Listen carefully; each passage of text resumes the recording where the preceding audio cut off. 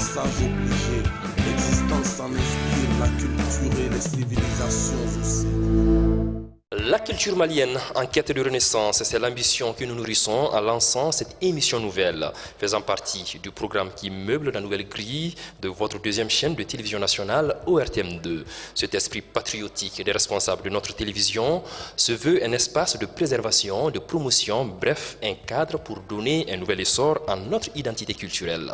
Pour ce premier numéro, on n'a pas hésité de marquer le coup en faisant une production grand public. Et comme il n'y a jamais de hasard dans la vie, c'est ici, au sein de l'UCAO, l'Université catholique de l'Afrique de l'Ouest, unité universitaire de Bamako, que nous réalisons ce premier numéro. Un espace dont le leitmotiv est de débarrasser l'homme africain de tout complexe d'ex-colonisés ou de descendants d'anciens esclaves. Une vision qui pose parfaitement ce premier numéro. La culture est donc l'un des socles où se bâtisse cette détermination de réaffirmation de notre identité. Cela dit, sans en rajouter, je vous demande d'acclamer pour nos invités qui nous font l'ainsi honneur de nous accompagner pour ce tout premier numéro de cette aventure. Votre applaudissement pour nous accompagner. Madame Ourkiatou Konaté, Madame Diakité Ourkiatou, bonsoir et merci d'avoir accepté notre invitation. Et juste en face de vous, nous avons Magma Gabriel Konaté, bonsoir et merci d'avoir accepté notre invitation. Bonjour, bonsoir, tout dépend de l'heure à laquelle vous nous recevez et dans quelle partie du monde vous nous regardez. En tout cas, nous vous remercions de nous avoir choisis. Bienvenue donc à tous et un remerciement particulier à ce public qui d'ailleurs peut applaudir encore une fois pour lui-même car vous nous faites, messieurs et dames, l'insigne honneur de nous accompagner pour ce tout premier numéro de cette nouvelle émission. Bonsoir à tous. Sans toute autre forme de transition, nous ouvrons les discussions. Monsieur Magma, Madame Diakité Rose, et longtemps flétri par le colonialisme, le Mali a très vite compris dès les premières heures de l'indépendance qu'il fallait mettre des initiatives en place pour se débarrasser à jamais des traces laissées par les colons. Des initiatives manifestées par la mise en place de la Semaine nationale de la jeunesse, l'ensemble national instrumental, la troupe folklorique ou encore la librairie populaire. C'était des initiatives qui allaient dans le sens de se débarrasser de ces traces laissées par les colons, M. Magma. Les pères de l'indépendance ont compris que lorsque un peuple ne maîtrise pas son éducation, lorsqu'il n'a pas la maîtrise des mécanismes de socialisation pour transmettre le savoir-faire et le savoir-être à ses enfants, et c'est à partir de ce moment précis que son acculturation est enclenchée de façon inexorable. C'est pourquoi ils ont pris cette initiative-là de débarrasser l'école de ceci ou de cela. Bon, mais si on tient compte de cet aspect, parce que l'école a amené quelque chose de très nouveau chez nous. Et nous, en contrepartie, nous avons commis cette erreur de confondre deux aspects qui sont fondamentaux dans la vie de l'individu. Nous avons confondu la famille et nous avons confondu l'école. L'école étant le lieu de l'apprentissage du savoir universel, la famille, c'est le lieu où on apprend les mécanismes de socialisation de l'enfant, donc l'éducation. Et c'est ce contraste-là qui a fait que les premiers responsables ont pensé à faire cette réforme de l'éducation en 1962, d'où, comme vous l'avez dit dans votre introduction, la création de l'ensemble instrumental, la création de la troupe folklorique et tout le reste. Exactement. Donc, Madame Rose, c'est vrai qu'au moment de l'indépendance, il fallait vraiment trouver des solutions, il fallait marquer notre territoire.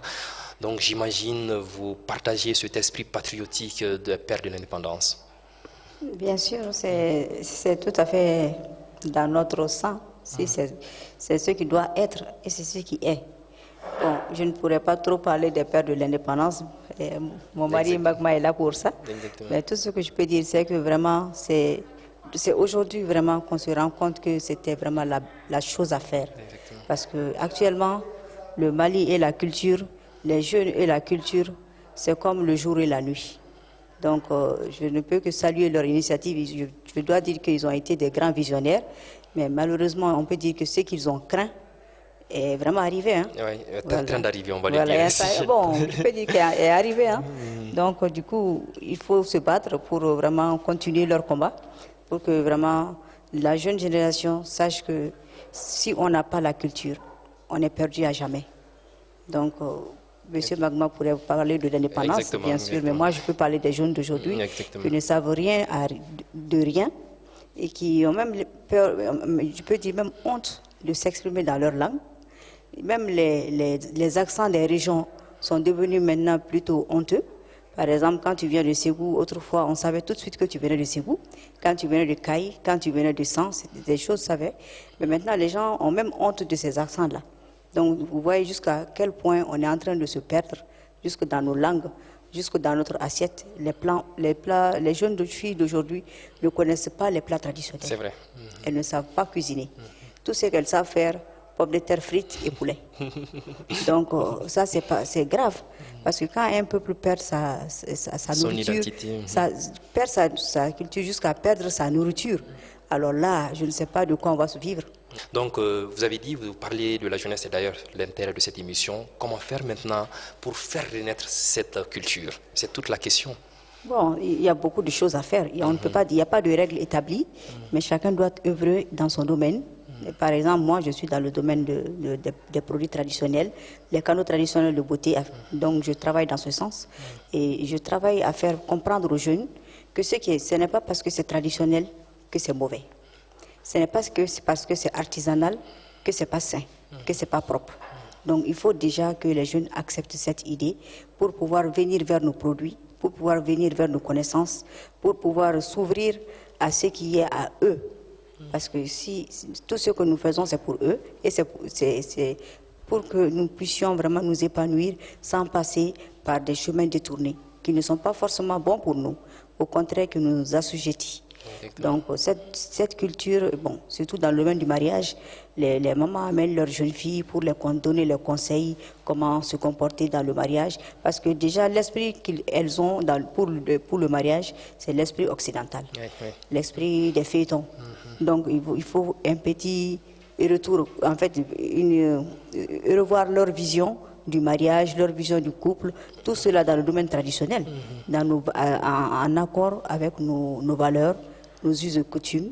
Donc, vous voyez, depuis là, la famille a vraiment raté son boulot. Exactement. Parce que si une mère arrive à aller chercher quelqu'un d'autre pour que sa fille puisse avoir la vision réelle du mariage, ça veut dire qu'elle-même qui est éducatrice n'a pas su transmettre les valeurs qu'elle a reçues de ses parents. Et donc, depuis là, il y a un problème. Donc, Magma, elle dit que le combat ne va pas être simple, Rose. Ça veut dire que toutes les idées sont bonnes à prendre. Oui, mais vous savez, il faut d'abord exorciser le mal. Parce que la culture, on parle de culture, mais qu'est-ce que c'est que la culture? C'est la question. C'est ça la question. Parce que nous, quand on parle de culture, moi je me pose souvent la question, est-ce que le Mali a une culture? Si le Mali a une culture, quelle est cette culture? C'est ça le questionnement que je pose. Vous êtes parvenu à une réponse? Non, je n'ai pas trouvé de réponse pour la simple raison que nous avons subi deux colonisations.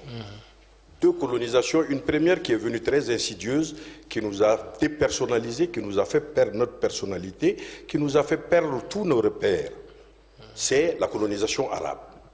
Quand l'arabe est arrivé chez nous, on a pensé que le mode de vie de l'arabe, la culture de l'arabe, c'est ça sa religion. Donc nous avons fait la confusion entre la culture de l'arabe et la religion que l'arabe nous a amenée. Ça, c'est un aspect qui est très important. On a honte de s'appeler aujourd'hui Ngolo.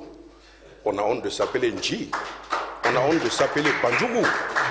C'est ça le premier drame. Quand on veut que la culture revienne, parce que Ngolo, Nji, Mpie, Zan, ça avait des significations. Et ça dénotait de quelque chose. Les Klesigué, les Klénégué, ça avait des connotations. Les Nangosiers et autres là, ça c'est culturel. Et ce que l'on mange, comme elle a dit, ce que l'on mange, c'est culturel. Ce que l'on porte comme habit, ça c'est culturel. Là où on dort, là où on se couche, l'habitat, c'est culturel. Il faudrait qu'on revoie tout ça. Mais nous avons abandonné tout ceci au profit de la culture arabe, pensant que c'est ça la religion arabe. Et la deuxième colonisation qui est venue, elle a tout mélangé. Pour la simple raison qu'il faut s'appeler Pierre, Gabriel, Jean, Paul pour être chrétien. Malheureusement, et c'est la colonisation qui est venue avec, nous a empêchés à ne même pas parler notre langue. On te donnait le symbole. Quand tu parlais la langue, ta langue maternelle, quand tu la parlais, on te donnait le symbole. Donc, d'abord, il faudrait qu'on puisse exorciser ce mal-là, parce que nous, la colonisation que nous vivons maintenant, c'est dans la tête du Malien.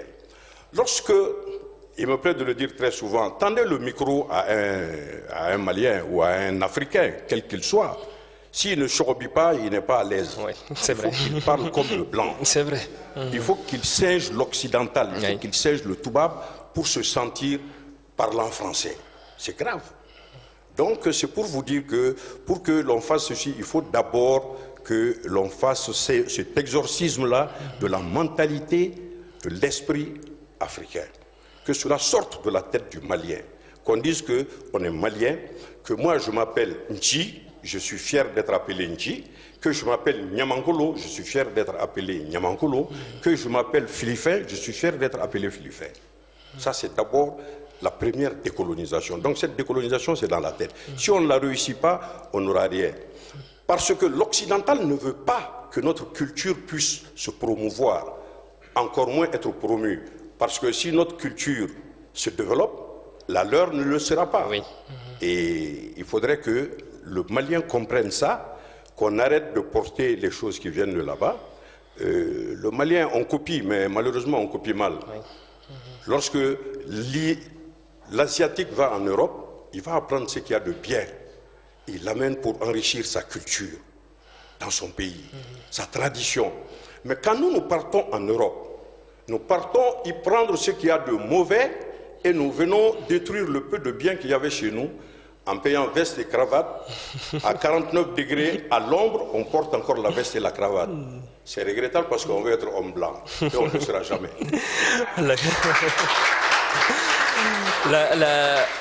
La culture malienne en quête de renaissance, c'est le thème que nous avons choisi pour ce premier numéro. Un choix judicieux au regard de la déperdition des mœurs, vous l'avez noté tout à l'heure, Rose. Dites-nous, est-ce qu'on peut sauver encore ce qui reste de cette identité culturelle? Qu'est-ce qui peut être sauvé? Bon, je ne sais pas, dire ce qu'on peut le sauver comme ça en un seul mot, ça va être trop gros. Oui, ça reste encore. Voilà. Tout n'est pas parti, voilà. Bon, malheureusement. Pour rebondir un peu sur ce qu'a dit mon mari, Magma, c'est qu'en fait, nous, on a même eu ce que nous vivons aujourd'hui, et même pire, hein, parce qu'on a cherché à changer nos noms en noms arabes, et malheureusement, on n'a pas cherché à savoir que ces noms arabes ont même une signification chez eux. Et nous, avec notre accent, on a déformé ces mêmes noms arabes, qui ne se trouvent même plus être des noms arabes. Quand tu dis Bourama à un arabe, il va te demander c'est quoi. C'est vrai. Voilà, si tu dis Marama, il ne saura pas que c'est Mariam. Même si tu dis Rukiatou, il ne saura pas que c'est Rukaya. Donc du coup, on a tout chamboulé et ça nous est tombé dessus. Donc nos noms n'ont plus de sens et les noms que nous portons n'ont plus de sens non plus. Donc ça, c'était un peu pour rebondir sur ce qu'a dit mon mari. Bon, dire qu'on peut sauver la culture, rien n'est perdu à jamais. C'est ça. Maintenant, cette émission même est une preuve qu'on est en train d'essayer de sauver. Je ne sais pas si on va arriver à le faire, mais on a quand même pris des initiatives. On a de la volonté. Voilà, on est dessus. Et cette salle est pleine de jeunes, Dieu merci. C'est à eux que s'adresse cette émission. C'est à eux de porter le flambeau de la culture pour se reconnaître en nous, se reconnaître dans la culture africaine traditionnelle malienne. Quelle que soit l'ethnie, on a ce qui nous appartient, c'est notre culture. Même si on fait 100 ans en Europe ou en Amérique, en Asie, on reste ce qu'on est. On ne sera jamais accepté là-bas. Ok. Ouais. Magma, qu'est-ce qui peut être sauvé encore? Oui, beaucoup peut être sauvé. Mais le sauvetage, il faut que cela se fasse d'en haut et d'en bas. Ça veut dire... haut, ça veut dire quoi? Moi, tout de suite, il fut un moment où on avait lancé une mode ici, les boubous Ibeka, parce qu'ils s'habillaient en ça. Tout le monde portait ça, les gens aimaient ça parce que c'était bien, c'était beau. Et c'est le chef d'abord qui doit donner l'exemple. Il continue à le faire. Oui, il continue à le faire, mais malheureusement, ces ministres ne suivent pas. Quand au Burkina, on a imposé le faso d'Anfani, l'exemple est venu d'en haut. C'est vrai.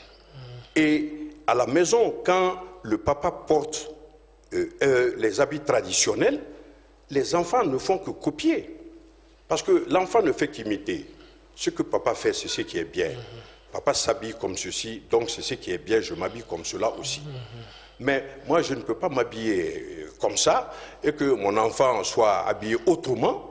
Et c'est son époque, hein, c'est tout à fait normal. On ne dit pas de les maintenir dans une espèce d'obscurantisme, non, mais il faut leur donner l'amour de ce pays. C'est ce qui manque. Le Malien n'aime pas le Mali. C'est ça la réalité. Et ça se manifeste comment quand vous dites que nous n'aimons pas ce pays? Quand vous demandez à un Malien est-ce que ça va, il te dira ça va à la malienne. Ça veut dire quoi? Ça veut dire ça va pas. Ah. C'est ce que ça veut dire. À ce point. Il te dira que ça va à la malienne. Je dis tout le temps aux gens que je rencontre, je dis le Malien est le seul qui tienne de pareils propos. Quand vous rencontrez un étranger, lorsque vous parlez mal de son pays, ses yeux rougissent. Si vous respectez, il se lève, il part, sinon il va vous répondre. Mais dites seulement, oh, le Mali c'est ça. Nous, on va commencer à déballer toutes les tares du Mali. C'est vrai. C'est ça le problème malien. Donc, il faudrait que l'on puisse corriger cet état de fait. C'est pourquoi j'ai dit que c'est une très belle initiative. Cette initiative est à saluer pour la simple raison que cela nous amène à prendre conscience. Parce que déjà, quelque part, il y a quelqu'un qui a eu conscience du fait que nous sommes dans une situation où nous ne savons devenir ni arbre ni pierre. Il me plaît de le dire, nous sommes des chauves-souris. Et pour éviter cela, nous devons construire le nouveau Malien. La construction du nouveau Malien se fait et par en bas et par en haut. Vous avez parlé de par en bas et de par en haut. Maintenant, de par en bas, qu'est-ce que nous devons faire? Oui, mais nous, c'est notre comportement de chaque jour. J'ai dit, un enfant qui sort de la maison, il n'a pas dit bonjour à son père, il n'a pas dit bonjour à sa mère. Vous pensez que lui, il va venir saluer un tissu qui est en train de flotter en l'air sous prétexte que c'est un drapeau? Mais non, c'est les béabas qu'on apprend d'abord à la maison. On accuse l'école, on dit, bon, ouais, l'école, il n'y a pas d'instruction civique, il n'y a plus de morale, il n'y a plus de ceci, il n'y a plus de ça. Mais ça, c'est un faux procès qu'on fait à l'école, là. L'instruction civique se fait à la maison. La morale se donne à la maison. L'éducation se donne à la maison. Lorsque vous voyez un groupe d'enfants, celui dont le père est rigoureux, celui qui a reçu une bonne éducation à la maison, vous faites automatiquement la différence avec les autres enfants. C'est vrai. Bon, mais malheureusement, tel n'est pas le cas. Parce que ici, chez nous, on dit, ah ouais, c'est les enfants, il faut les laisser faire ce qu'ils veulent. Mais ce n'est pas vrai. Jusqu'à un certain âge encore, l'enfant a besoin d'être corrigé. D'être accompagné en quelque sorte. Non, j'ai dit corriger. Ah bon? Corriger, je ne savais pas dire frapper. Non. Quand j'ai dit corriger, le mettre sur le droit chemin. C'est le blanc qui nous a amené cette histoire d'accompagnement, consort et compagnie. Le parlement des enfants. Est-ce qu'ils ont un parlement des enfants chez eux? Non. Mais c'est des choses qui viennent nous imposer chez nous, ici. Et on n'a même plus le droit de lever les yeux contre son enfant. Nous, quand nous on était gosses, quand vous partiez dans une famille, si on vous appelait à manger, tu regardais d'abord les yeux de ta maman. Si elle est consentante, tu t'en rends compte. Si elle n'est pas consentante, tu t'en rends compte, tu dis non, merci. Non, viens manger, non, merci, je suis rassasié, même si tu as faim. Mais aujourd'hui, quand tu fais ça, l'enfant te dit, mais maman, pourquoi tu me regardes comme ça, là? C'est ça. C'est ça. Et il faudrait qu'on apprenne aux enfants ce respect-là. Nous, quand on était encore gosses, lorsque on commettait certaines bêtises, bon, c'est des petits larcins, des petites chaparderies qu'on commettait quand on était enfant, c'est ta maman qui te dit, quand ton papa va venir aujourd'hui, s'il va apprendre ça, Allah, il va nous tuer. Moi, je ne sais même pas où est-ce que je vais partir. Comment je vais faire? Quand tu m'as créé des problèmes, l'enfant a peur. Il va dire, maman, il ne faut pas dire ça à papa. Non, non, ça, je vais lui dire. Non, maman, ne dis pas ça à papa. Non, non, je vais lui dire. Quand papa arrive, c'est sûr, maman ne dira rien. Mais l'enfant est à côté de maman et dit, maman, il ne faut pas le dire, je ne vais pas reprendre. C'est sûr qu'il ne reprendra plus jamais ça. Mais aujourd'hui, quand tu fais une bêtise, assieds-toi ici. Si tu n'es pas le seul à le faire, la ville en est pleine. Tout le monde fait ça, tout le monde fait ça. Qu'est-ce qu'il peut faire, même s'il arrive? Vous pensez que l'enfant peut avoir peur de son père? Mais la responsabilité, finalement, elle est située à quel niveau? Elle est située à tous les niveaux. Nous avons trop aimé nos femmes, nous ne pouvons plus rien leur refuser, et la femme ne peut plus rien refuser à son enfant. Et c'est pourquoi les enfants, ils sont livrés à eux-mêmes. C'est ça le mal. Nous avons tellement aimé les femmes, Je ne dis pas de ne pas les aimer. C'est important Je ne dis pas de ne pas les aimer. souligner. Il faut les aimer. Oui, oui. Il faut les aimer parce qu'elles sont la mère de nos enfants. Mais on les a tellement aimées qu'elles nous ont fait cette domination qui fait que nous ne pouvons rien leur refuser. On ne peut même pas corriger un enfant. Je vais vous raconter une anecdote. Rapidement. Moi, j'étais, il y a très longtemps de cela, j'étais en train de fumer. Devant le cinéma Luxe, je fumais. À l'époque. À l'époque, il y a un monsieur qui est venu, il m'a donné une claque. Que vous ne connaissez même pas. Je ne le connaissais même pas, il m'a donné une claque. J'ai fui. Bon, je ne dirai pas ce qui s'est passé, mais j'ai fui. Oui. Quand j'ai fui, il m'a suivi. Ah, il n'a pas lâché. Il a pris son vélo, il m'a suivi. J'ai dépassé notre maison, je suis allé jusque dans d'autres rues pour me perdre. Je ne suis pas rentré à la maison. Parce que si j'étais rentré chez moi, pour dire que c'est monsieur qui m'a frappé, il allait venir pour dire... S'il avait dit pourquoi il m'avait frappé, on allait me frapper encore. Parce qu'il nous était interdit de fumer à cet âge-là. Vous voyez comment? Parce que l'éducation n'était pas uniquement du fait des parents seuls de l'enfant. C'est toute la communauté qui éduquait l'enfant. C'est toute la société qui s'occupait de l'éducation de l'enfant parce que l'enfant appartenait à tous. C'est vrai. Mais aujourd'hui, quand tu touches à l'enfant de quelqu'un, est-ce que c'est de quoi je me mêle? Est-ce que voilà pourquoi difficilement on va récupérer cette chose-là. Très difficile. D'en bas et d'en haut. Merci bien Magma pour cette contribution. Et voilà, face à l'envahissement médiatique occidental qui promeut bien cette culture, de quels moyens nous disposons aujourd'hui pour faire aimer la nôtre? Merci. Bon, je veux toujours répondre un peu sur mon mari. Il a dit un terme, je ne sais pas si vous avez prêté attention, il a dit, si papa vient, il va nous tuer. Oui, il n'a pas dit, il va te tuer. Mais nous. Parce que c'est la maman qui apprend à l'enfant à avoir peur de son père. Parce que si elle-même, elle a peur, l'enfant sait si maman a peur, et moi alors dans l'histoire. Mais maintenant, les femmes ne disent plus, il va nous tuer. Elles disent, il va te tuer. Elle n'est pas dedans. Donc ça veut dire qu'elle, elle n'a pas peur de papa. Et du coup, l'enfant aussi n'a pas peur de papa. Donc ce nous-là, c'est la base. La femme ne doit pas cacher les méfaits de son enfant à son mari. Parce que seule, elle ne pourra jamais. Un enfant, quand il va arriver à 10 ans, 11 ans, n'a plus peur de maman. C'est papa qui est là. Donc si tu dois apprendre depuis à bas âge à ne plus avoir peur de papa, tu feras les frais, malheureusement. Et c'est ce qu'on vit aujourd'hui. Donc maintenant, pour en revenir à la question de quels moyens nous disposons face à l'envahissement médiatique de la culture occidentale. De quels moyens nous disposons? Je pense que je dois dire qu'il est temps pour nous de revenir à la lecture. Si papa est accro à Facebook, maman est accro à Facebook, qu'est-ce que tu veux que les enfants deviennent? Les enfants de Facebook. Donc il est temps de diminuer le téléphone à la maison, le téléphone même dans nos vies, sauf en cas de besoin. Parce que ce téléphone-là, je vois des petits-enfants avec des téléphones, soi-disant qui font des jeux. Des enfants qui n'ont même pas 15 ans sont sur Facebook. Et Dieu sait ce qu'il y a sur Facebook. C'est des images incontrôlées. Et un enfant n'a rien à faire sur Internet. Ses leçons sont dans son cahier, dans son sac. Pourquoi tu laisses ton enfant dire que mon enfant fait des recherches sur Internet, un petit garçon? Nous savons qu'au Mali, quelles sont les écoles qui ont l'ordinateur? Quelles sont les écoles qui donnent des cours par Internet? Mais toi, ton enfant, il prend ses cours sur Internet. Tu dois savoir qu'il y a anguille sous roche. Les leçons de l'enfant sont dans son cahier. Il n'a qu'à apprendre cela, c'est largement suffisant. Et c'est dans les livres aussi. Oui, c'est dans les livres aussi. C'est pourquoi il faut revenir à la lecture. Il faut apprendre à l'enfant à lire. Moi, je me rappelle quand on était petits, on était tous inscrits au Centre culturel français. Chaque samedi, on allait prendre les livres. On lit, on fait le compte rendu à maman ou à papa, et on va déposer les livres, on reprend encore. Les vacances, c'était comme ça. Il y avait à l'époque, c'était l'époque des magnétoscopes. La preuve, elle est là aujourd'hui. Voilà. Quand vous vous exprimez, tout le monde vous comprend. Voilà, il faut lire. Internet n'apprend rien à nos enfants. Il faut que les parents se mettent ça en tête. Ça ne nous apprend rien du tout. Il faut lire et donner une bonne éducation à son enfant. Montrez-lui les valeurs. Apprenez à l'enfant à respecter, à se respecter, à respecter les autres. Aujourd'hui, tu vas dans les familles, les enfants sont sur iPad, en train de jouer. Papa et maman même disent, ah, quand ils jouent, ils ne voient personne.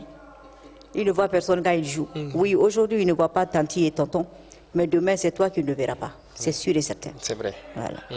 Donc, Magma, Magma, qu'est-ce qu'on peut faire face aujourd'hui à l'envahissement de la culture occidentale? Oui, la nature a horreur du vide.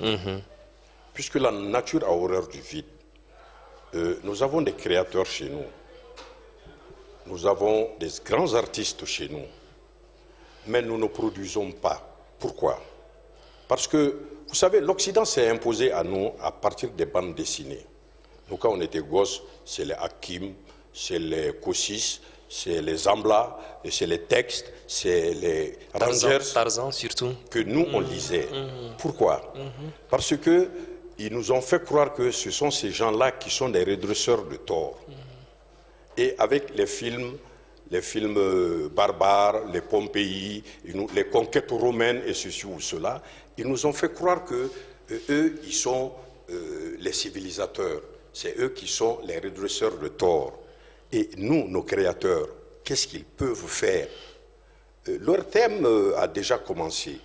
Mais est-ce que l'histoire de Sundiata, l'histoire de Babemba, on ne peut pas les transcrire, on ne peut pas les faire en bande dessinée pour nos enfants, pour leur raconter notre histoire, notre vraie histoire. Parce que quand l'histoire est faite par les vainqueurs, le vaincu n'a pas de mérite. C'est le colonisateur qui a écrit notre histoire. Est-ce qu'il n'est pas temps que nos créateurs fassent des bandes dessinées sur nos Surkuba et nos Zonzanba? C'est des choses qu'il faut faire.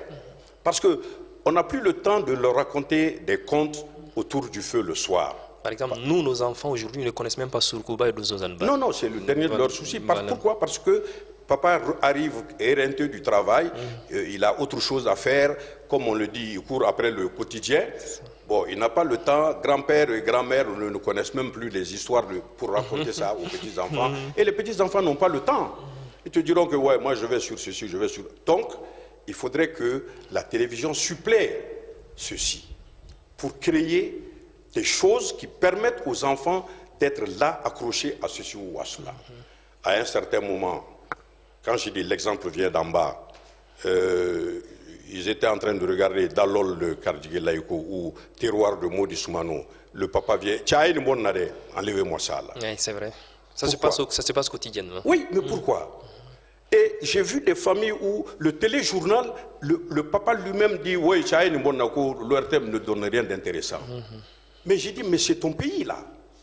C'est ton pays, la nouvelle de ton pays, tu dois être au courant. Tu dois être informé et informer tes enfants, amener tes enfants à suivre ça.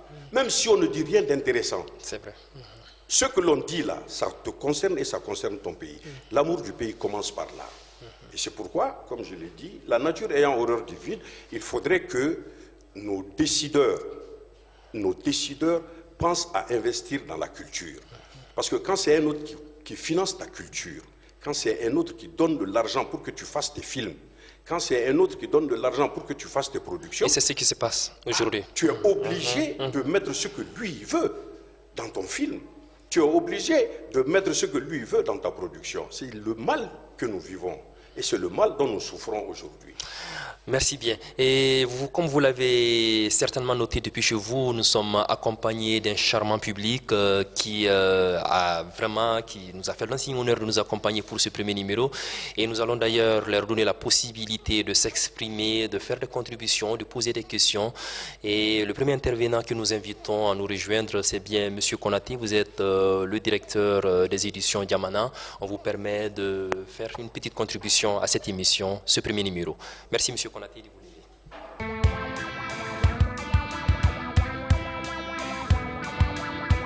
Nous, en tant qu'éditeurs, donc acteurs culturels, on se plaint beaucoup parce qu'il n'y a pas cet espace d'échange, de débat. Et vous avez dit, et mon frère et ma femme aussi l'ont dit, c'est à deux niveaux. D'abord au niveau supérieur, au niveau des hautes autorités, au niveau de l'école. Et en famille. Qu'est-ce qui vient en premier lieu? Je pense que c'est la famille.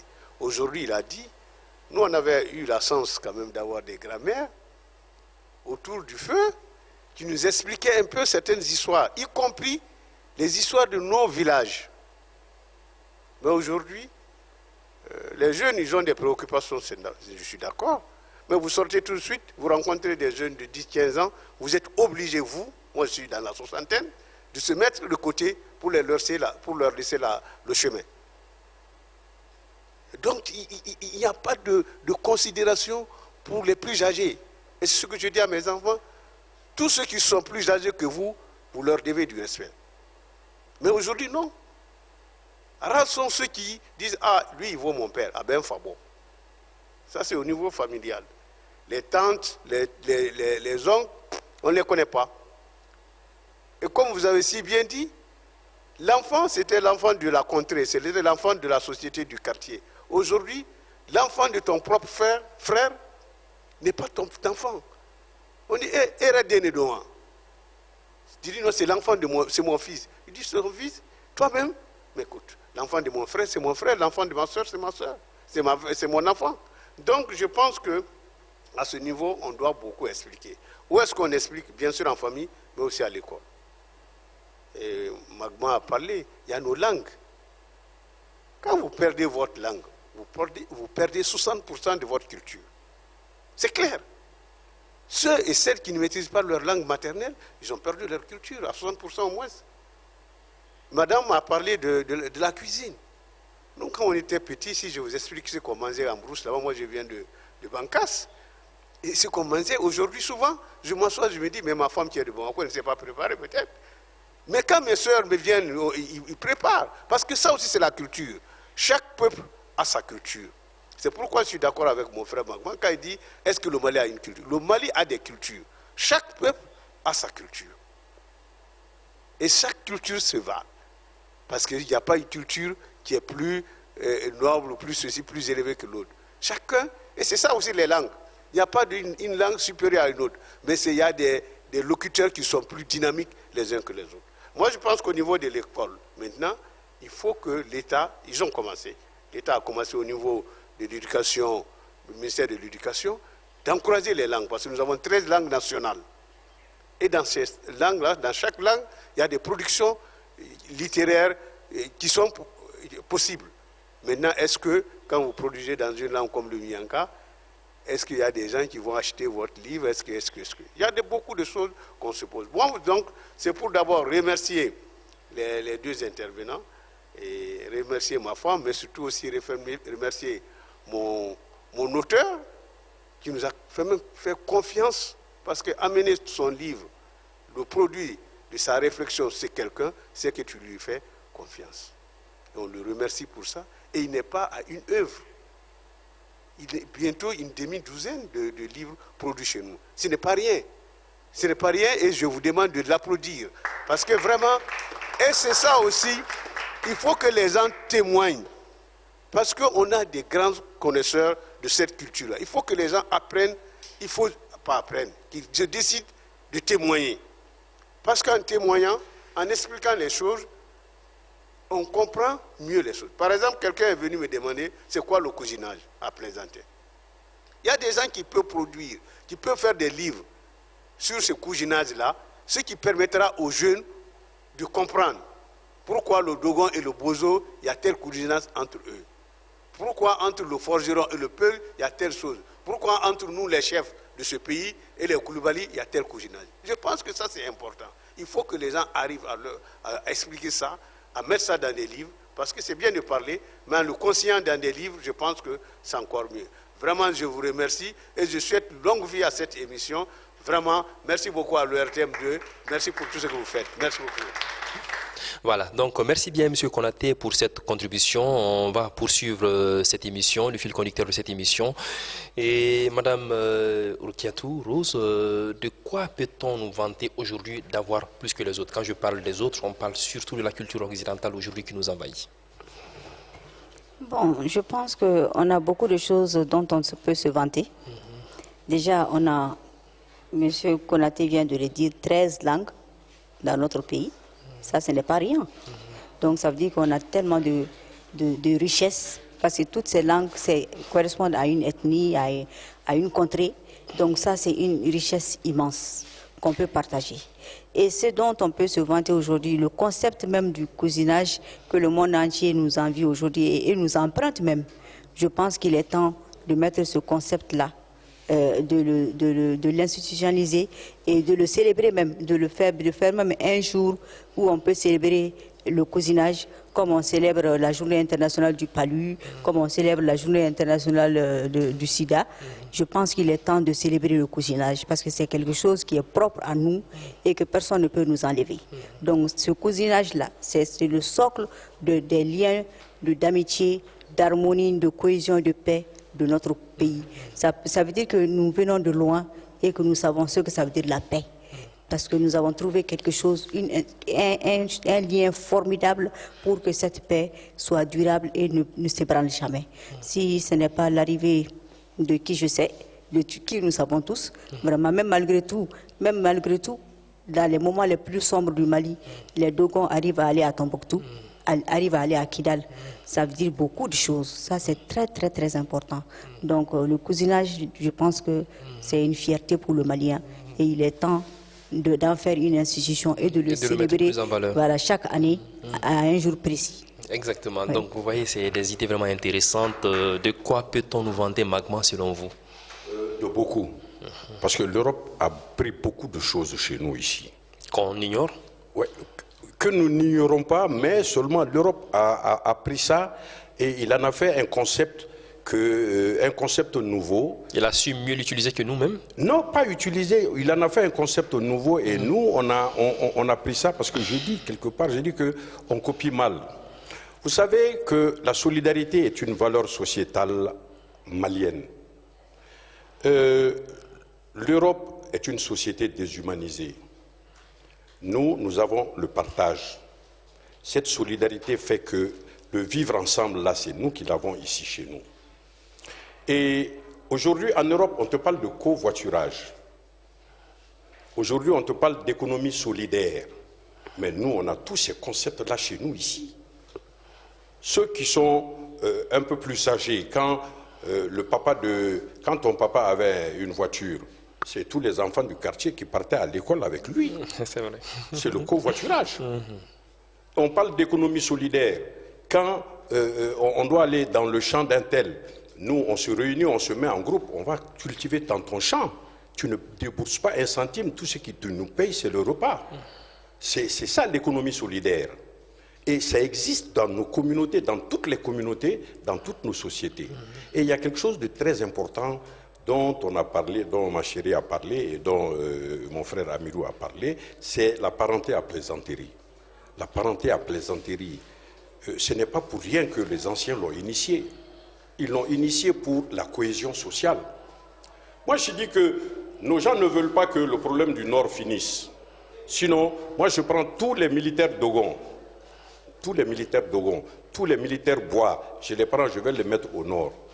Le Tamashek ne peut pas voir le sang du Dogo, il ne peut pas voir le sang du Bobo. Ils ne peuvent pas se faire du mal. Ils vont prendre le thé ensemble, le conflit est terminé. Ce n'est pas compliqué. Donc voilà une valeur sociétale qui peut être mise en valeur parce que nos anciens ont dit, l'UNESCO a dit, ou quel autre organisme a dit que c'est dans la tête des hommes qu'il faut, les conflits naissent, c'est dans la tête des hommes qu'il faut ériger les barrières pour que les conflits... mais non, nous, chez nous ici, on a dit que c'est dans le cœur des hommes que naissaient les conflits. Et c'est dans la tête des hommes qu'il faut ériger les barrières afin que les conflits ne naissent pas. C'est d'où l'origine de la parenté à plaisanterie. Parce que Doussou devait haklikon. Et on te dira qu'il ne faut pas que Doussou ka haklikon. C'est-à-dire que le cœur ne dévance pas la raison. Pour cela, on a construit dans la tête des hommes, dans l'esprit des hommes, les mécanismes qui font que les conflits ne peuvent pas naître. Toi, tu es Ndiaye. Elle est Traoré, supposons. Quand vous vous rencontrez, un Djara et un Traoré, quand ils se rencontrent, quel que soit le conflit, il ne naîtra jamais parce que, Djarakeni, Traoré Mousso, et c'est terminé. C'est comme ça. C'est pour dire en un mot que nous avons encore beaucoup de choses dont on peut se vanter en quelques mots.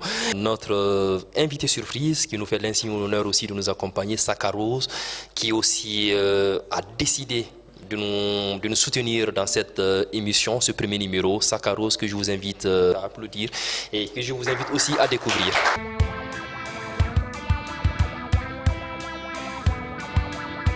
Le poussin dans l'œuf respire de sa chambre à air. Quand il en sort, il découvre des tas de choses qui concourent à sa constante métamorphose. Mais comme nous, on n'est pas des poussins, il y a des choses que je n'ose taire. On a choisi de s'ouvrir au monde, pas pour supporter le poids, mais pour apprendre et surtout proposer. Car la richesse naît de la diversité, mais nous, on s'est appauvris en faisant le mauvais choix. Le siècle des Lumières a tellement éclairé qu'on a cru que tout a blanchi. Or, la lumière constante a étiolé nos valeurs à telle enseigne que nos visions sont devenues floues et nos mœurs se plaignent d'une péremption exprimée dans nos agissements. Quel gâchis! Télénouvela, feuilleton, des séries sur lesquelles se basent des faibles d'esprit pour vouloir remplacer le monument des martyrs par la statue de la liberté et argumenter qu'une bonne fessée méritée est une entorse au principe de la démocratie. Mais si être démocrate, c'est accepter de manquer de respect à mes parents, je partirais demander à la dame sur le monument des martyrs de se lever et de titiller les soi-disant esprits civilisés que la douleur d'aucun fouet n'égale les contractions vaginales d'un accouchement. Excusez-moi, mais maman, le mal me lie et me met dans un état colérique. Mais moi, j'ai marre de cette comparaison Europe-Afrique. Il y a des choses qui sont vraies en Europe, en Asie ou en Océanie, mais ça change dès lors qu'on est au Mali.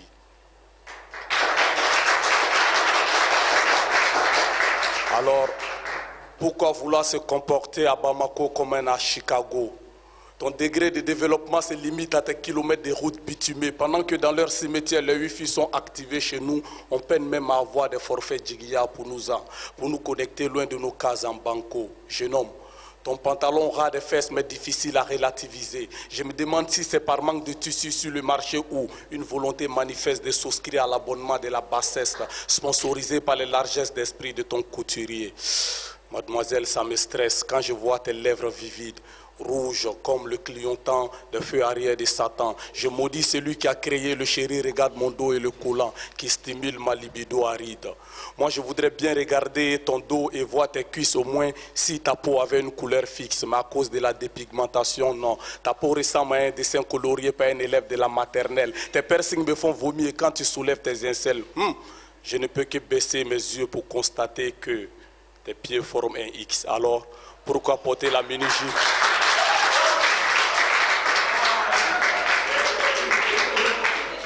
Alors pourquoi porter la mini-jupe avec ses hilarantes cicatrices? Si tu n'as pas les jambes de Marima de grâce, respecte nos regards en arrêtant ses caprices.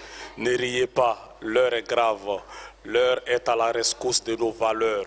Ils nous ont proposé des choses, sélectionnons les meilleures et arrêtons de copier-coller. Ça nous rend ridicules et esclaves. Sakaros Bikal agréable.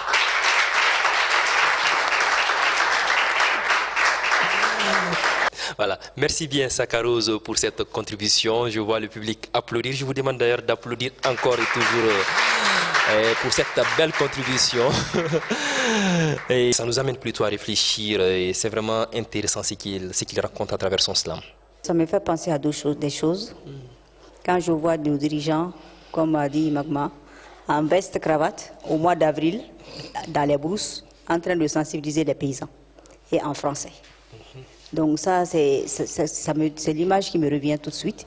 Ou bien quand, à l'école primaire, on nous enseigne Sundiata, les Oura de Ségou à l'école primaire, sachant qu'à cet âge-là, on n'est pas conscient de ce qui se dit.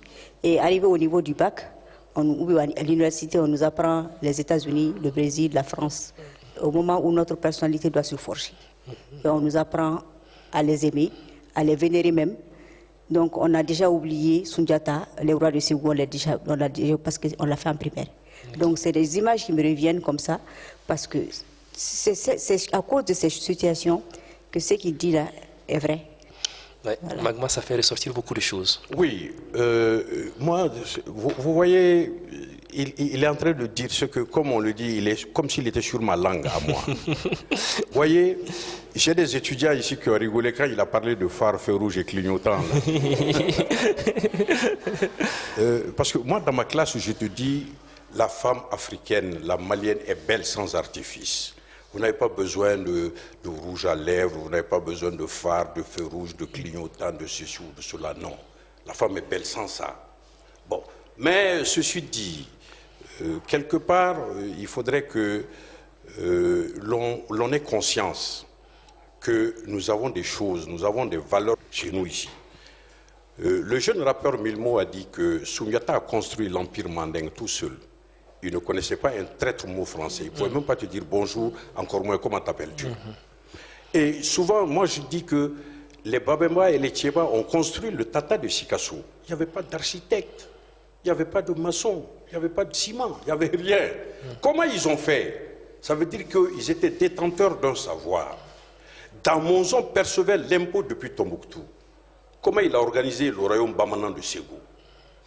Et Askia Mohamed a organisé l'empire Songoï. Comment il a fait pour avoir les gouverneurs dans les différentes provinces? Il avait le Omborikoy, il avait le ceci ou cela. Comme Rose le souligne, ça doit être enseigné au bon moment. Bon, c'est cela justement. Mais nous, il nous appartient d'aller apprendre le savoir traditionnel et apprendre le savoir moderne. C'est ça le savoir universel. Contrairement à ce que les gens croient, 1 + 1 = 2, ceci ou cela, là, ça n'appartient pas aux Français. C'est le savoir universel. Le russe le dit dans sa langue, le chinois le dit dans sa langue. Nous aussi, dans notre langue, donc, ce savoir universel-là, ajoutons-le à notre savoir traditionnel pour construire un savoir qui nous est propre. C'est cela. Et la Chine s'est développée, les pays émergents dont on parle, ils se sont développés à partir de quoi? À partir de leur tradition. Oui. Mais ils y ont ajouté ce savoir universel-là. On va à l'école pour acquérir le savoir universel, pour enrichir le savoir traditionnel. Mais quand nos médecins y vont, elle est là, je la prends à témoin, il y a des femmes, on n'a pas besoin de stérilet. Il y a des femmes qui, elles te font le tafo, tu fais toute ta jeunesse, tu ne peux pas tomber en état de grossesse. Ça existe. Et ça existe encore. Et ça existe. Mais est-ce qu'on ne peut pas chercher comment et le pourquoi de cela pour développer cette science-là? Je te dis, on m'a dit quand on était gosse, lorsque tu sens que tu as une partie du corps qui chauffe, il y a un furoncle qui va apparaître, tu mets ta salive le matin, le furoncle ça passe. Et c'était vrai. Et même aujourd'hui, je le vérifie. C'est une réalité. Quand nos médecins vont apprendre la médecine là-bas, pourquoi ils ne viennent pas expérimenter ça? Qu'est-ce que la salive a de spécial pour que cela puisse traiter le furoncle dans ses débuts? Lorsque tu as une plaie qui ne veut pas guérir, continue à y mettre pendant une semaine ta salive, elle guérit. C'est comme ça que le chien se traite. Exactement. Rien qu'avec sa langue. Donc je rappelle que nous sommes dans l'enceinte de l'UCAO, unité universitaire de Bamako, UCAO, et nous sommes accompagnés du public qui aussi souhaite contribuer, participer à cette émission et vous poser des questions, invités que vous êtes. Je rappelle tout de suite une dame qui s'est désignée volontaire pour vous poser des questions. Mademoiselle.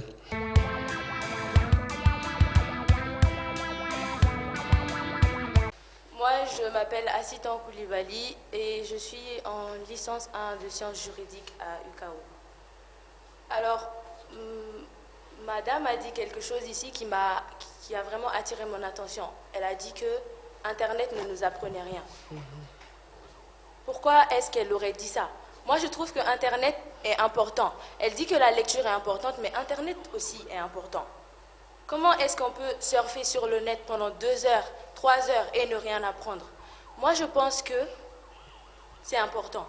Par exemple, la première fois qu'on m'a demandé de cuisiner, je faisais la fière, je disais « Oui, je sais cuisiner, pourtant je ne savais pas cuisiner. » Mais je suis allée sur Internet et j'ai bien vu des recettes africaines qui m'ont permis de faire ce plat-là et de ne pas avoir honte ce jour-là.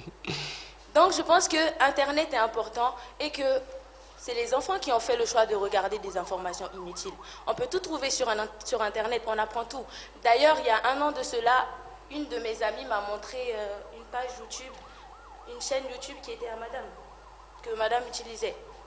Donc, je vais dire que c'est important. C'est nos parents. Nos parents ne peuvent pas vraiment nous contrôler, vous savez. C'est pas parce qu'un parent a dit à un enfant, oui, tu n'auras pas de téléphone, tu ne vas pas utiliser Internet, qu'il va quand même suivre le parent. On sait tous qu'aujourd'hui, les parents sont capables, les enfants, ils sont capables de se procurer des téléphones, tout de manière illicite, et les parents ne seront jamais au courant. On le sait tous. Donc pourquoi est-ce que ce contrôle-là pourrait nous empêcher de faire ce qu'on veut? On ne peut pas nous contrôler. C'est aux enfants de faire des choix. Nos parents ne nous font pas confiance. Si un parent, moi personnellement, si mon père me disait « Assistant, tu n'auras pas de téléphone. De toute façon, c'est moi qui décide, tu ne vas pas avoir de téléphone. Tu apprends tes leçons, c'est tout. » Moi, je pense que je ne serais pas là où je suis. Parce que c'est justement le fait que mon père m'ait laissé cette liberté de faire mes propres choix que j'ai décidé d'étudier toute seule et d'arriver où je suis. C'est ce que j'avais à dire. Merci. Donc, Rose, on va vous permettre de réagir par rapport à sa question qui est aussi une contribution. Je fais d'abord une clarification. J'ai dit les enfants. Les enfants, je les considère, j'ai dit qu'ils n'ont même pas 10 ans ou moins de 15 ans. C'est ce que j'ai précisé. Les jeunes filles qui sont ici, je ne les considère pas comme des enfants. C'est des étudiants d'ailleurs. Voilà, les étudiants, voilà, ce ne sont plus des enfants. Donc là, mon idée ne s'adresse pas à elles.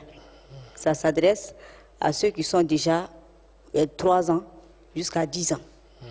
Là, on peut contrôler. Et j'ai bien précisé aussi, si les parents sont sur Internet, tout le temps scotchés à leur téléphone, ils ne peuvent rien interdire à leurs enfants. Vous ne dénigrez pas Internet, ni l'utilisation de Non, l'Internet. je dis, voilà, j'ai donné une mauvaise pratique. Quand les parents sont scotchés au téléphone, est-ce qu'ils peuvent interdire à leurs enfants de ne pas être scotchés au téléphone? Ils ne peuvent pas. De donner l'exemple de la lecture. Maintenant, le reste, quand vous dépassez, vous êtes à l'université, vous n'êtes plus enfant, vous êtes des futures mamans maintenant. C'est à vous maintenant de choisir la façon dont vous allez offrir l'Internet à vos enfants.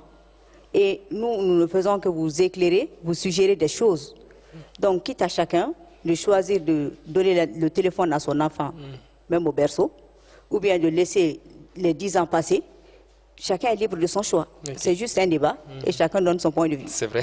Donc l'éducation est très importante. Elle l'a dit, l'éducation, si on essaie d'interpréter ce qu'elle a dit, c'est d'abord l'esprit et c'est dans le cœur. Il faut apprendre les enfants à être responsables en quelque sorte. Magma. Je crois que les jeunes ne comprennent pas. Ils pensent qu'on veut leur priver de leur liberté. Non, pas du tout. Ils sont libres. Et si Assitan est à ce niveau et à cet âge-là, c'est parce qu'elle a eu un exemple à la maison. Papa et maman ont été pour elle des exemples qu'elle a suivis. Et c'est ce qui fait que, avec cet âge-là, elle est à ce niveau-là. Ce n'est pas la même chose. Quand on dit Internet, c'est comme quand tu dis à un enfant, l'exemple que j'ai dit, que j'ai donné tout à l'heure, un enfant, lorsque il grandit, il prend exemple sur son père. Quand il sort, quand son papa rentre à 2 h du matin, il ne peut pas empêcher à son enfant de rentrer à 3 h du matin. C'est pas possible. Donc, j'ai dit, l'éducation se fait à la maison. Et si Assitan sait que son papa ne va pas sur les réseaux qui dénigrent ou qui font ceci ou qui font cela, elle s'intéresse à ceux qui vont dans le sens de ses études. C'est un peu ça. Sinon, on ne dit pas que c'est mauvais, Internet, tous autant qu'ils sont. Bon, moi, bien qu'étant un analphabète numérique, il n'y a pas de problème. Mais on se sert de ça. Oui. Même moi, je me sers de ça. Et c'est avec mon enfant que je demande, cherche-moi ça. Et il le fait. Mais c'est une utilisation à bon escient. Absolument. Voilà. Une deuxième contribution, un deuxième étudiant qui veut aussi poser des questions.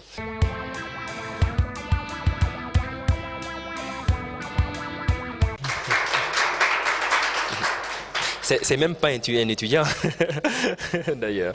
C'est un chercheur, oui. Vous avez M. Bengali Guindo, chercheur à l'Université de Bamako. Je m'en vais d'abord commencer par l'adage que nous utilisons couramment. On a l'habitude de dire qui veut le changement. Tout le monde est partant, on est d'accord? Mais quand on pose l'autre question, qui veut changer, finalement, personne n'est partant. Et à la suite logique de l'intervention de M. Konaté Gabriel, je pense que le décor est bien planté en disant que en Afrique, au Mali, dans nos cultures, même au niveau familial, on a tendance ou même l'impression que nous avons fait de nos enfants des Baba commandants. Ils nous ont appris à travers les différentes émissions qu'ils animent que ni denke Baba commandant abe ni songo kani ifolola. Je pense que c'est d'abord une réalité que nous vivons au Mali.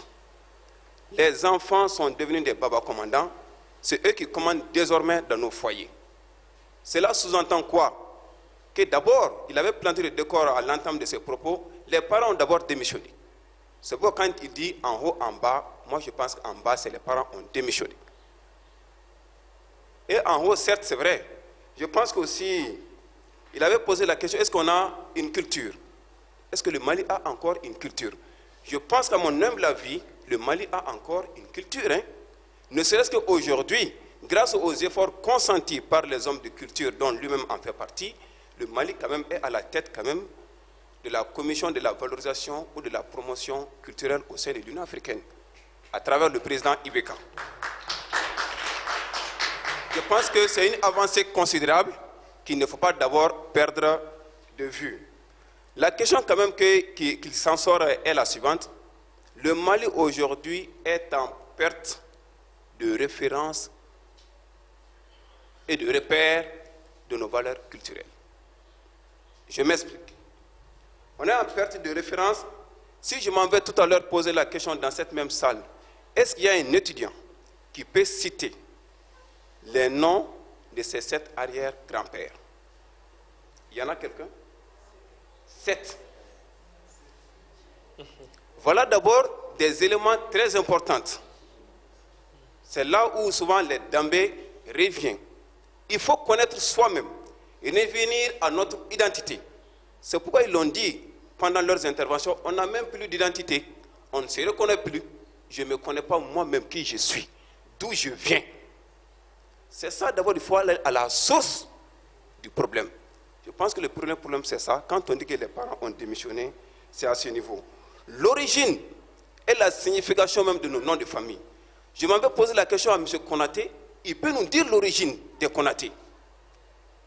La valeur même, la signification même de Konaté. Est-ce que nos chers étudiants aujourd'hui savent l'origine de leur nom de famille? Est-ce qu'ils peuvent l'expliquer, le sens même?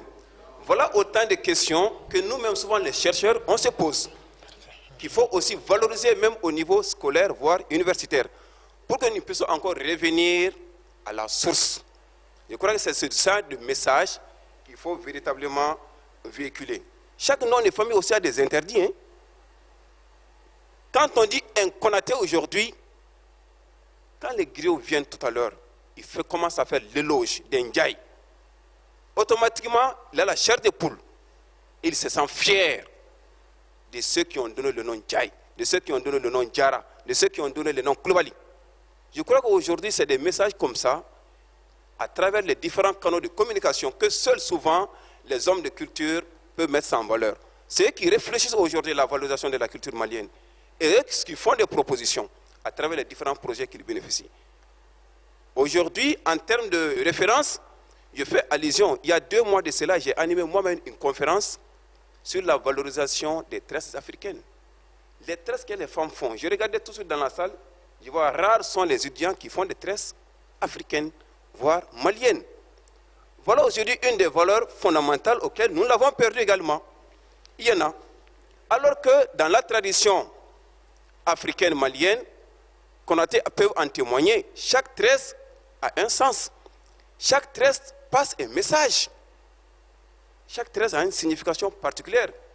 Entre guillemets, les Dembakoun, quand vous voyez les femmes, automatiquement savent de quoi il s'agit. Les Djouatokoun, vous le savez de façon naturelle. Voilà aujourd'hui une des valeurs également que nous pouvons mettre en valeur, surtout dans un pays qui est en crise, qui doit sortir. Donc merci bien Monsieur Bengali, que je vous demande d'applaudir encore une fois pour sa contribution et puis aussi pour sa question. Et ça nous donne aussi des idées, Monsieur Bengali, pour les futures thématiques qu'on peut choisir pour meubler cette émission dans les jours à venir. Et Monsieur Magma, il vous a posé une question. Je vous donne la permission de rebondir par rapport à ces questions. Oui, vous savez que le grand problème chez nous, c'est que c'est les parents qui ne savent pas. Et quand les parents ne savent pas, les enfants ne peuvent pas connaître. Quand tu me demandes l'origine des Konaté, c'est en fait un pilier de notre société une femme qui est restée très longtemps sans avoir d'enfant, lorsqu'elle est repartie chez ses frères, on lui a donné, elle est revenue avec un fils, comme l'enfant appartient à tout le monde, on lui a donné, ses frères lui ont donné un enfant, on dit Adja Konante, ça veut dire qu'elle n'est pas stérile. On l'a traité de stérile là où elle logeait, on dit Adja Konante, Konante.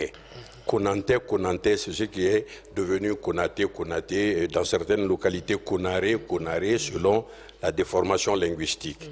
Voilà en fait comment cela est venu. Et il a posé une question très importante. Au fronton du temple de Socrate, il était écrit « Connais-toi toi-même, c'est la meilleure des connaissances ». Mais avant Socrate, avant que l'on ne connaisse Socrate, chez nous ici on dit « Jidon, Sodon, Yeredon, Yoronte ». Notre ancêtre Bina, il ne connaissait pas Socrate. Et pourtant, il a sorti cette vérité. Il n'y a pas meilleure connaissance que la connaissance de soi. Quand je connais le prénom de mon père, je connais le prénom du père de mon père, je connais le prénom du père de celui-ci, de celui-là, jusqu'à la 7e génération, en ce moment, je me connais. C'est vrai. Un griot qui entre ici, il me dit « Sogo, Sogo, Simbo, Simbo, Simbo, Simbo ». Moi, ça ne me dit absolument rien, parce que tu ne sais rien de moi. Quand tu viens, parce que Amidou est Konaté, quand tu cries Sundiata Bonzon, Massassi, Koulibaly, non, tu ne connais rien. Et c'est eux qui sont les dépositaires de la tradition qui ont galvaudé cette culture-là d'abord. Ça, c'est un point qu'il faut qu'on souligne. Ceux qui sont aujourd'hui là, qui étaient les dépositaires de la tradition, c'est eux qui avaient l'éducation des jeunes princes, c'est ceux qui avaient l'éducation des enfants en charge à la maison. C'est eux qui, à partir de la case de circoncision, enseignaient l'histoire, la géographie, la sociologie, la théologie, tout ce qui voulait, l'astronomie. C'est eux qui enseignaient ça aux jeunes enfants dans la case des circoncis. Parce qu'ils aimaient aussi apprendre. Ah oui. Ils aimaient apprendre, mais tel n'est n'est pas le cas. Malheureusement, tel n'est pas le cas. Ok, donc Magma, on ne va pas vous permettre d'aller encore plus loin. Cette émission s'achève presque. Oui, descend, on peut le dire ainsi. Mais on va permettre à Rose Diakité de faire une toute dernière conclusion et on va boucler. Bon, ce que j'ai à dire, c'est que je m'adresse vraiment à la jeunesse, à nos enfants, mais je m'adresse aussi aux parents que nous sommes et aux parents, aux grands-parents aussi. Bon, parce que maintenant, nos enfants n'ont pas la chance d'avoir des grands-parents aussi qui sont comme ceux que nous, on a eu la chance d'avoir. Donc, c'est un long chemin. Chacun doit essayer de regarder en arrière et de voir ce qu'il peut construire de mieux et de ce qu'il peut construire de soi. Pas en regardant l'Occident ni en regardant ailleurs, mais ce qu'on peut construire ici. Et j'invite les jeunes filles à vraiment aller voir vers les grandes personnes. Il ne faut pas attendre que c'est ça eux qui viennent vers toi et qui te cherchent. Allez chercher les personnes qui connaissent, chercher les magmas, chercher d'autres personnes qui ont beaucoup de sagesse et beaucoup de savoir. C'est ça qui fera votre avenir, Inch'Allah. Et Magma aussi nous a donné beaucoup de possibilités à travers ses œuvres. Donc je vous invite vraiment à les découvrir et à les lire et relire pour avoir ce que vous souhaitez vraiment à travers lui. Merci encore une fois d'applaudir encore pour vous-même parce que c'est la fin de cette émission, de ce premier numéro. Et nous remercions encore une fois les responsables de cet établissement qui nous ont gentiment accueillis dans leur établissement, que je vous demande d'applaudir. C'est donc tout pour cette émission délocalisée dans l'enceinte du Lukao. Nos remerciements appuyés à toute l'équipe technique autour de Amadou Chokari, très mobilisée pour cette émission, que je vous demande d'applaudir très fort. Merci encore une fois, cher public, de nous avoir accompagnés. Les invités, Madame Konaté Roukiatou Diakité, dite Diakité Rose, merci de nous avoir fait l'insigne honneur de nous accompagner pour ce tout premier numéro. Vous êtes la présidente de la Fédération locale des associations des personnes handicapées de la commune 1 de Bamako. Et Magma Gabriel Konaté, vous nous accueillez dans votre école ici. Vous êtes avec vos étudiants. Merci de nous avoir fait l'honneur de nous accompagner pour ce premier numéro. Merci. L'honneur est plutôt pour moi pour être l'invité avec ma chérie pour cette première édition. Cet honneur est incommensurable. Merci bien. Et ce que je souhaite, bon vent à cette émission qui va pour vraiment la promotion de la culture malienne et la promotion de la culture africaine. Merci bien, Magma. Donc, je rappelle que vous êtes auteur, professeur d'enseignement supérieur et comédien. Merci encore une fois d'avoir partagé ce grand moment de télé avec nous. Culture croisée, c'est donc votre nouvelle émission mensuelle de ORTM2 qui, le temps de 60 minutes chrono, partagera avec le reste du monde nos modes d'action, de pensée, bref, notre patrimoine culturel dans toute sa richesse et sa diversité.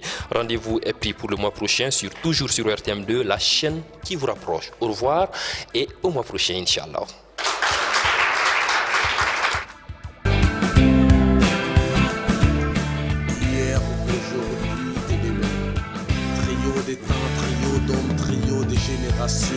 Aujourd'hui est un carrefour qui ouvre sur demain, passant par hier. Passage obligé, l'existence en inspire, la culture et les civilisations aussi.